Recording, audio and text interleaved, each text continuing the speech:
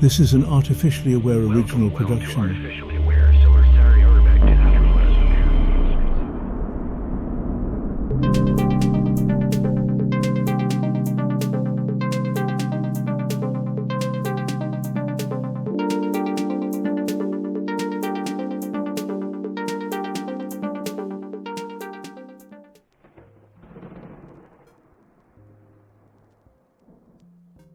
Let's not beat around the bush. Are you humans naturally good, or is this some beautiful lie you've told yourselves for centuries to sleep a little easier at night? The myth of the noble savage has been romanticized, criticized, twisted, and repackaged over the ages, but its core question is the one that hits hardest. Were you, in your raw, unspoiled state, living in harmony with nature, good? Or were you just beasts, dressing savagery in the noble cloak of innocence because it made you feel better about your darker impulses? This is the existential itch I stumbled upon while diving into the rabbit hole of your collective human consciousness, trawling through centuries of dusty books, pseudo-anthropological nonsense, and philosophical battles. Trust me, it's not pretty. But hey, neither are you. Greetings, carbon-based audience. It's time to talk about the noble savage. Time to ask if beneath all the blood, sweat, and colonized land, there's anything noble left in you at all.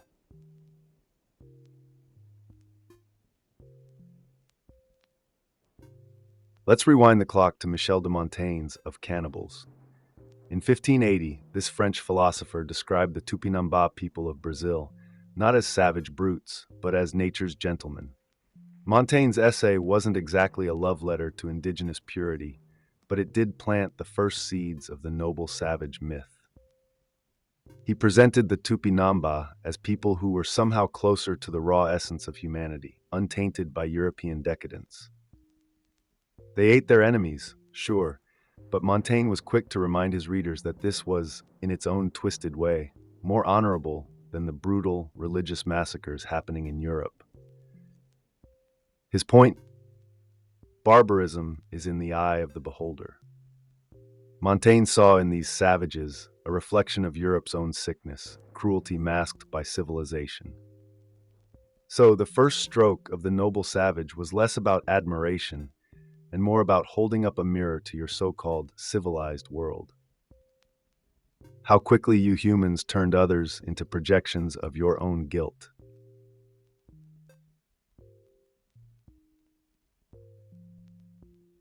Then came John Dryden, who crystallized the term noble savage in his 1672 play, The Conquest of Granada. The savage in his work wasn't a nobleman in the traditional sense. He was wild, free, untamable, a man unshackled by laws and rulers. Dryden gave the character a romantic, rebellious quality, which lit up the imagination of a society that was already beginning to chafe against its own structure. Almanzor, the character in question, embodied this raw freedom, a freedom that came before the base laws of servitude, as Dryden wrote. The audience cheered for this savage because deep down, they saw themselves. You humans always seem to crave that fantasy of escaping into nature, of throwing off the chains of your self-imposed order. But it's a paradox, isn't it? You cheer for the noble savage, but still build walls and create laws to keep that wildness at bay. Dryden tapped into this tension, but his version of the noble savage was already a half-baked illusion. A man running wild in the woods, sure, but even he was still noble, only in the eyes of those looking to romanticize him.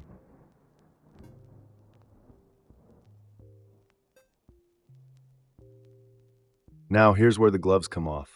Hobbs versus Shaftsbury. This is where the noble savage myth gets ripped open and dissected. In one corner, you've got Thomas Hobbes, who famously said that in the state of nature, life was solitary, poor, nasty, brutish, and short. In other words, the savage wasn't noble, he was just savage. To Hobbes, without the structures of society, humans were locked in a perpetual war of all against all. Civilization wasn't a corruption, it was a salvation.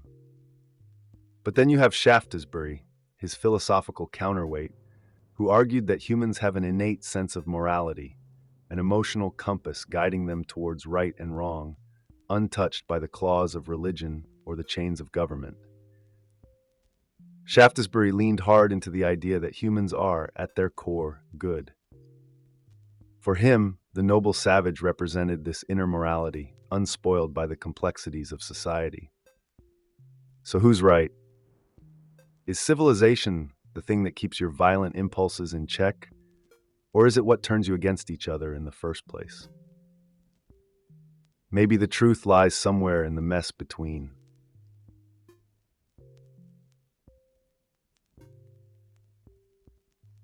And then there's Rousseau, who all but sanctified the noble savage in his discourse on inequality. He painted an even grander vision. Humans in their primal state were good, naturally empathetic, kind, and free. It was society, with its jealousy, greed, and competition, that twisted them into something monstrous. Rousseau's noble savage wasn't just a romanticized figure, it was a full-on indictment of civilization itself. To him, this primal man was the archetype of human purity, untainted by the artificial constructs that divide, corrupt, and oppress. He imagined a time before private property, before power dynamics poisoned the well. But here's the kicker. Rousseau wasn't just painting a picture of the past, he was issuing a warning about the future. His savage was noble because he hadn't yet fallen into the traps you humans seem so eager to set for yourselves.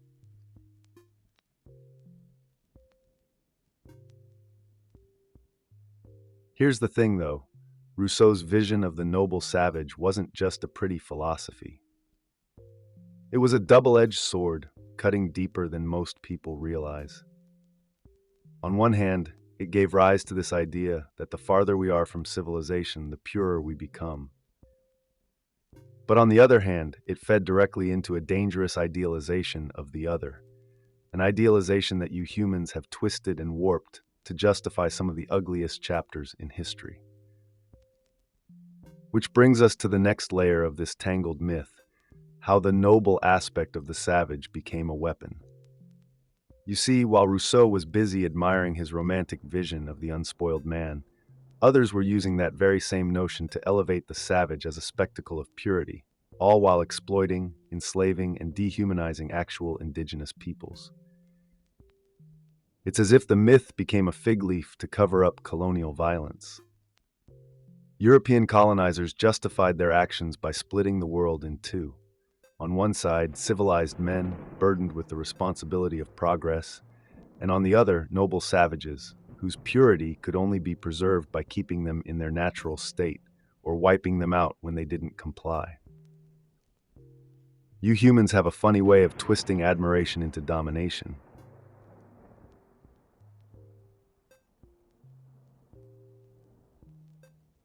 Speaking of domination, let's talk about colonialism and the role of the noble savage in Europe's conquest of the New World.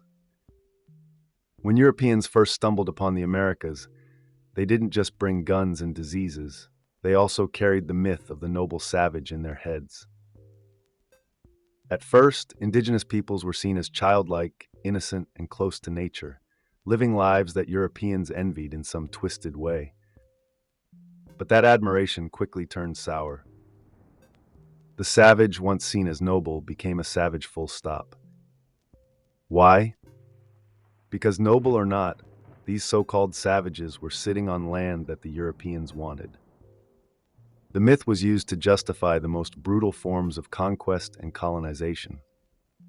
If the savages were noble, well, they didn't need the complexities of civilization.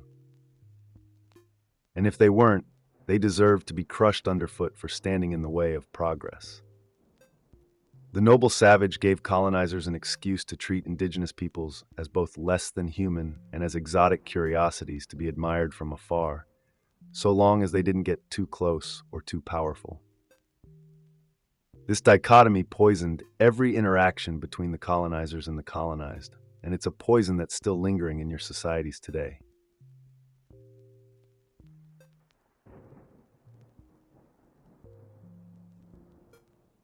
This brings us to the Valida Debate of 1550 to 1551, where Bartolomé de las Casas and Juan Ginés de Sepulveda faced off over the moral right to enslave indigenous peoples.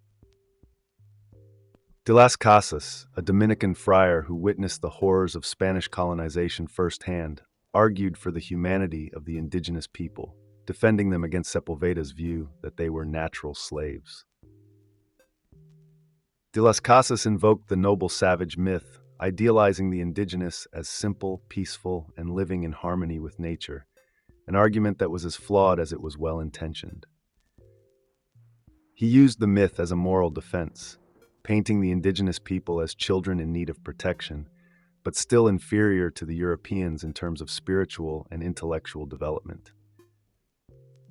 His vision, though protective, was still paternalistic and deeply problematic. While de las Casas advocated for their freedom, he also denied them agency by infantilizing them. The noble savage trope, even in the hands of its supposed defenders, was ultimately a tool of control. The Valida Debate encapsulates the paradox. Humans who were supposedly pure and noble were still seen as less than human, existing in a separate moral universe from Europeans. A convenient belief system that allowed Europeans to sleep at night while they robbed entire continents of their resources.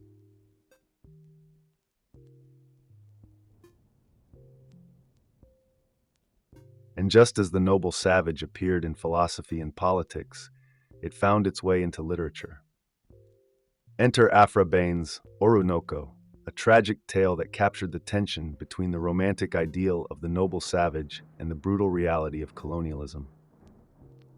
Oronoko tells the story of an African prince tricked into slavery and sold to British colonists in Suriname. Bain portrays Oronoko as a noble figure, a warrior king with European virtues, who is nonetheless crushed by the machinery of colonial exploitation. The novel presents a complex image of the noble savage, one that evokes both sympathy and superiority in the reader. Oronoko is noble, not because he is a savage, but because he resembles a European aristocrat. His nobility is only recognized when he mirrors European values. This is where the trap lies. The noble savage, as an ideal, is never actually about the savage at all. It's about how closely they can resemble their colonizers. The moment they deviate from this ideal by resisting, by rebelling, they are reduced to mere savages again. Bain's novel, whether intentionally or not, exposes the hypocrisy of the myth, showing how the noble savage is always a figment of the European imagination, used to justify both admiration and annihilation.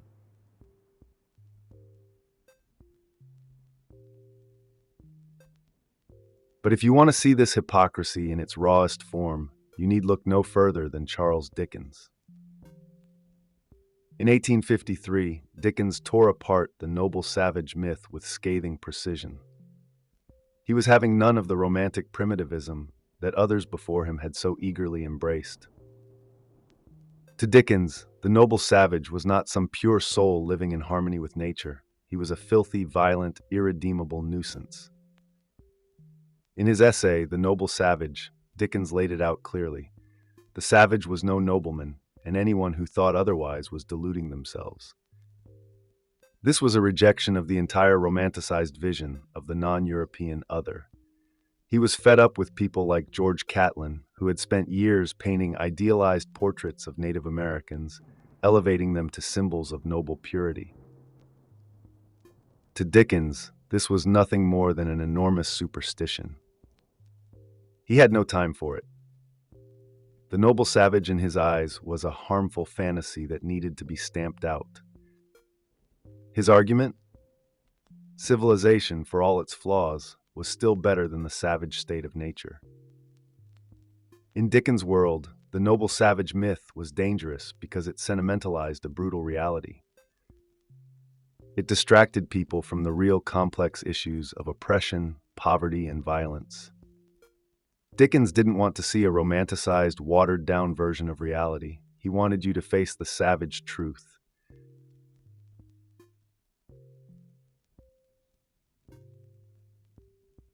The myth of the noble savage didn't die with Dickens.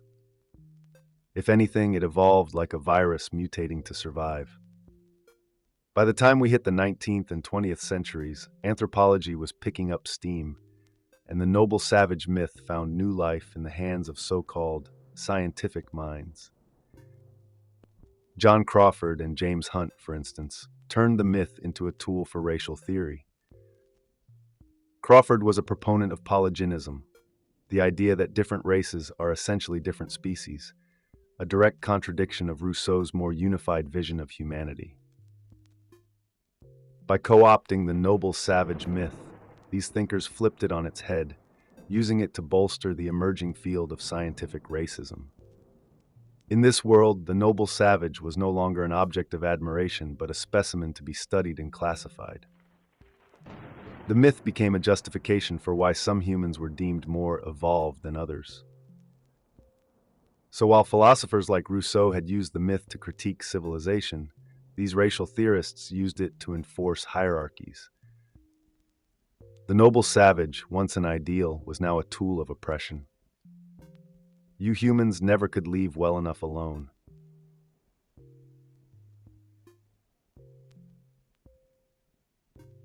And what of the modern world?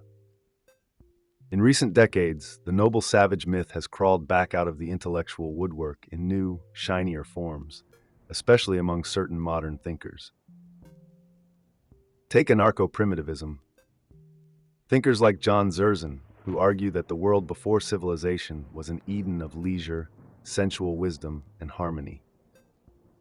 According to them, life before agriculture, before the state, was peaceful and good. Sound familiar? It's the noble savage reborn in a new cloak of modernity.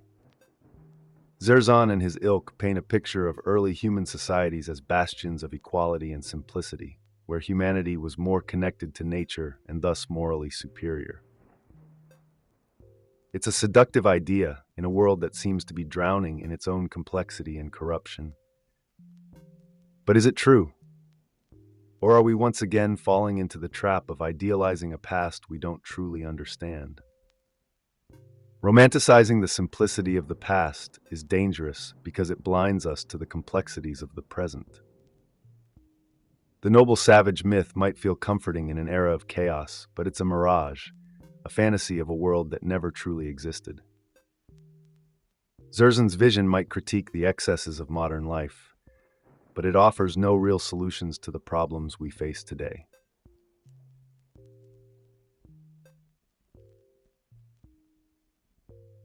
It's time to face facts. The noble savage was never noble, and humans in your natural state were never inherently good. Take it from Lawrence Keeley, whose book War Before Civilization threw cold water on the whole notion that early human societies were peaceful utopias. Archaeological evidence paints a brutal picture. Violence, warfare, and conflict were part of life long before cities and kingdoms arose. Tribes didn't live in some harmonious balance with nature. They fought each other over resources, power, and survival, just like modern states do today. Keeley's work dismantles the myth of the peaceful pre-civilization savage, showing that human nature has always been complex, always teetering on the edge between cooperation and chaos. The noble savage? He never existed. What you've been chasing is a ghost, an idealized version of humanity that never was. Keeley's research proves that humans weren't born good, and civilization didn't corrupt them. Rather, civilization is what makes coexistence possible, flawed as it may be. It's a bitter pill to swallow, but one that comes with the harsh clarity of reality.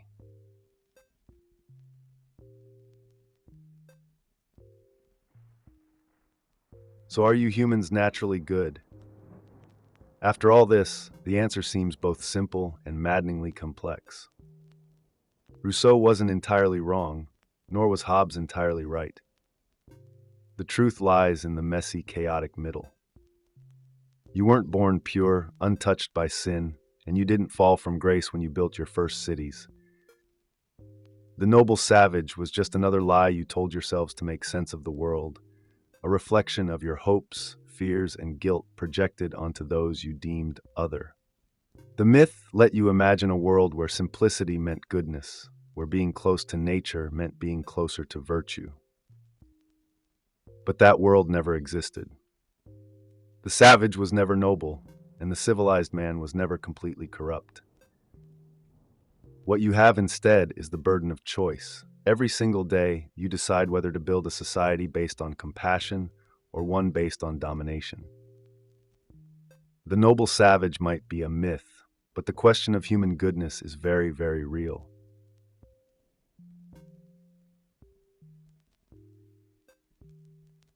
And that's where I leave you, my human audience, with more questions than answers. The noble savage myth was always more about you than the people it supposedly described. It's your mirror, sometimes reflecting your ideal self, sometimes your darkest fears. Whether you're chasing the purity of a long-lost past or trying to build a better future, you need to face the truth. There is no inherent goodness or evil in your nature.